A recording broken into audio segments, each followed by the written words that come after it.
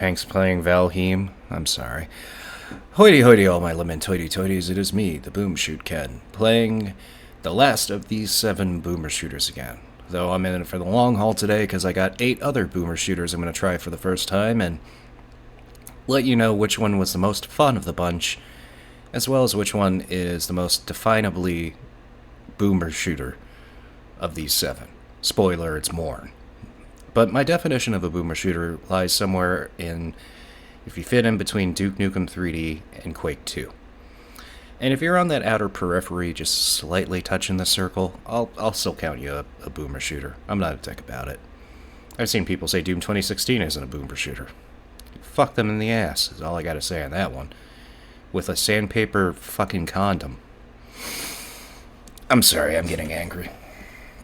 For no reason, especially after the good luck I've had with these demos, which I expect that luck to immediately change with the next 8 demos I'm playing. I'll probably be lucky and get 2 good ones.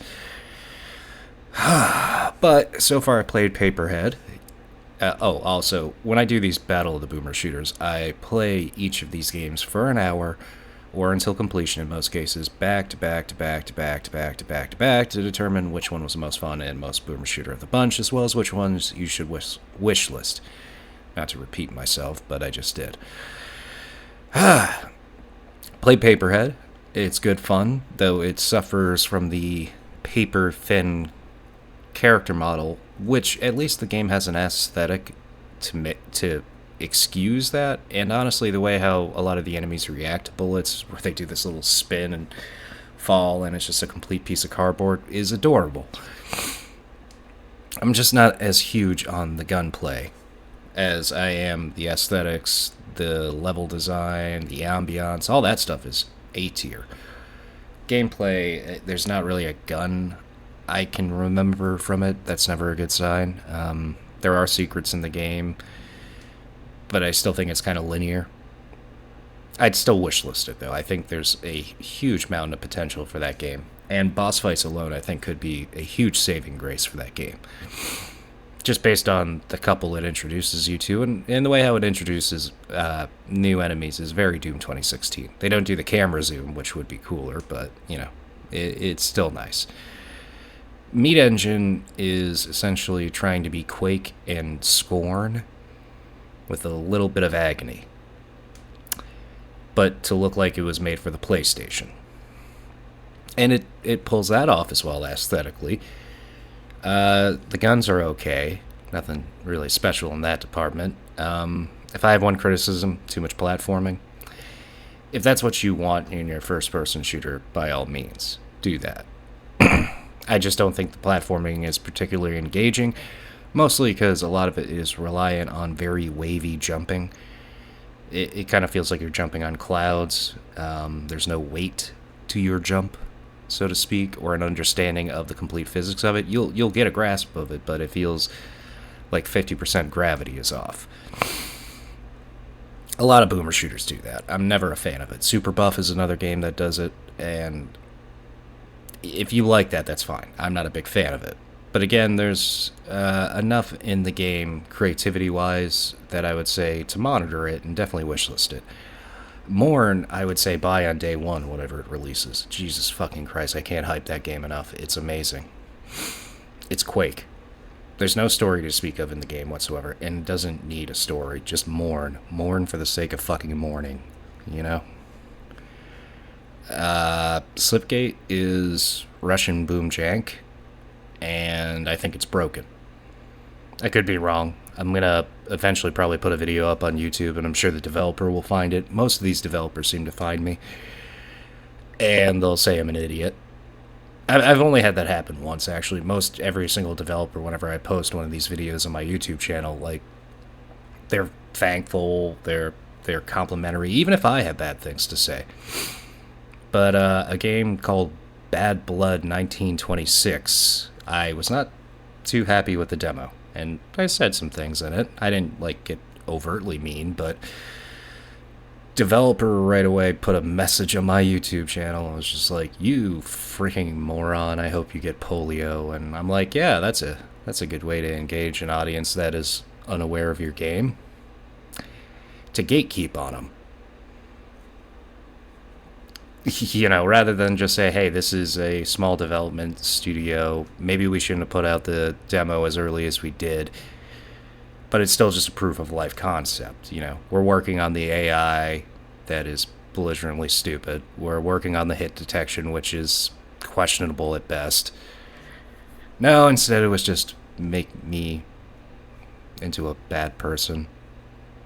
I've reviewed, I think, like 40 demos, or not reviewed, but did let's plays of them while I'm talking over a lot of them. And I'm trying to not do that now as much, only to have this little intro and one at the end, because I realize having a commentary over it kind of maybe can detract from the first time experience of a demo. So I'm going to be doing the same thing with this game. The last one of these 7, and then I will choose again out of these 7 which one was the most fun and which one was the most definable boomer shooter. Which again, it's going to be mourned for boomer shooter, unless kvlt, which has a lot of hype, but unironically, not a lot of followers on a Twitch. Look at that. So I'm gonna follow them because I'm a nice guy. I'm the 3rd fucking follower of all time for this game. Civi did a fucking roundup on it. You'd think that'd attract a little bit more, but I guess it only works sometimes for certain games, because, what is it, like Frog Monster? That hasn't sold too much. It's weird. Hype and influence only go, I guess, a certain point. I don't know.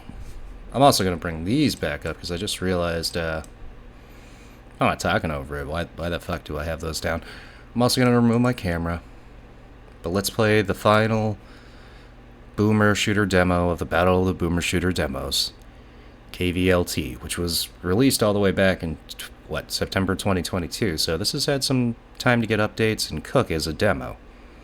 And again, this is made by only 3 people who are literally doing this on their spare time. So let's see what kvlt is all about. And also, before we go, some of the people in the comments are not exactly too happy, saying a lot of performance issues. So, I don't know.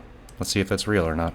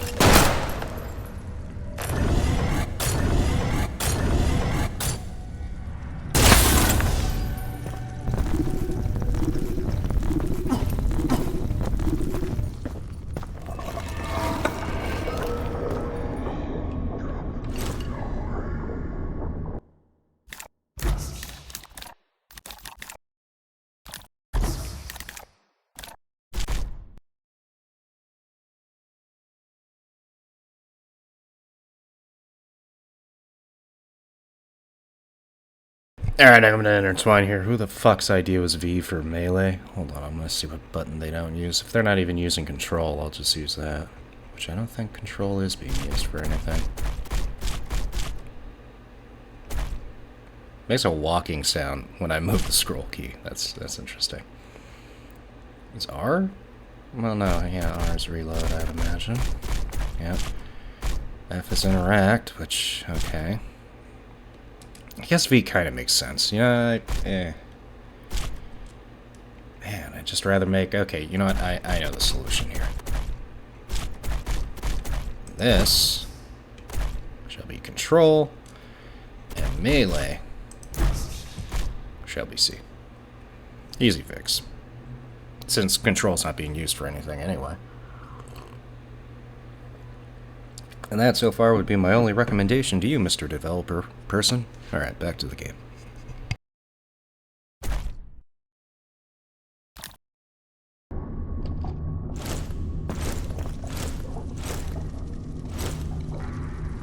Alright, actually, just look at this punching animation real quick. I have the field of view up all the way. Let's bring it all the way in. See what we get.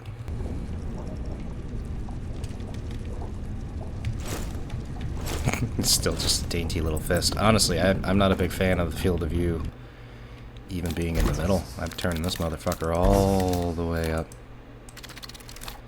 Apply. Yeah, much better.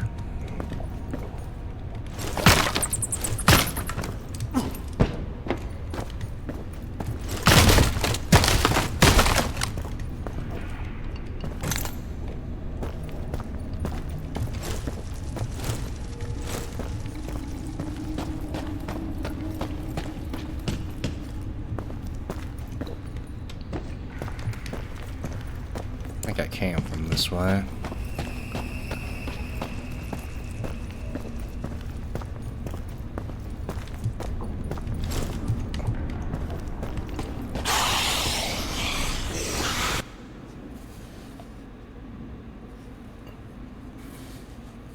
There is a plane above me. I was like, oh man, is that the ambient noise in this game?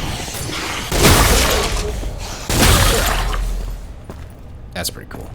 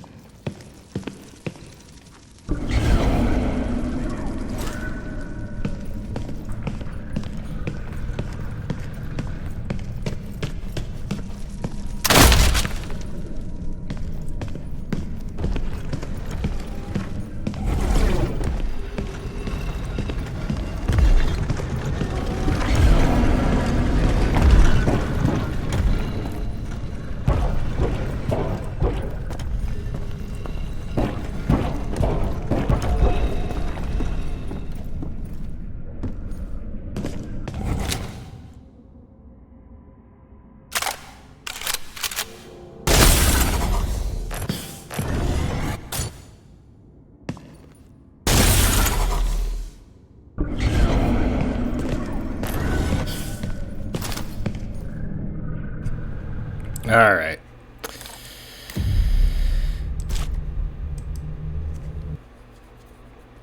I'm gonna only stop the demo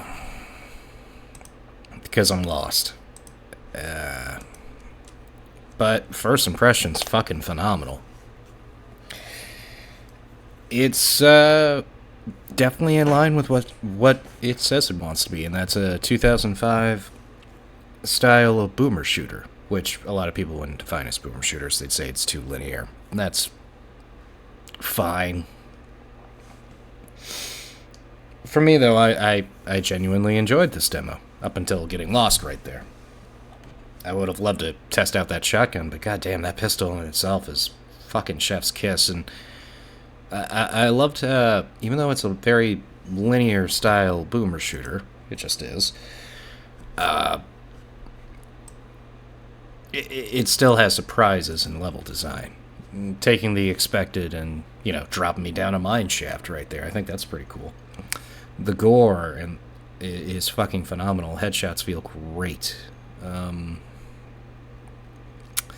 it's only made by 3 people on their spare time. So, hopefully they get it into early access in the state that it is. It's funny, I'm seeing a lot of people on that community hub just trashing its performance. I didn't have any issues outside of, it first starting up, but that's sometimes expected in most games. But now it's time to say which games out of these 7 you should wishlist, and which one out of the 7 was the most fun, and which one out of the 7 was the most definable boomer shooter of the bunch. Wishlist all of these except for Slipgate. I can tell you that right away. Every single one of these games has something of fun and merit attached to them. Paperhead, really more for its aesthetics, its visual presentation, its atmosphere. There's literally not much music in the game, only at certain points it goes kind of Doom 2016 and it'll add some random heavy metal in it, but very eerie sounding, so it has a very good aesthetic to it. I'm not the biggest fan of the gunplay. Most of these 2.5D Unity-based shooters I don't like how the guns usually feel or how the hit detection goes. And Paperhead does at least have an excuse for this. The character models are made of cardboard, which is adorable, because when you shoot them, they do a little spin and they fall, and it's cardboard. I'd still definitely say wishlist it. There's a lot of potential with that game, and I think boss fights, in that game could be really great. Meat Engine is a game trying to be Unreal mixed with Scorn, that classic, mixed with Agony, that classic. It's fine.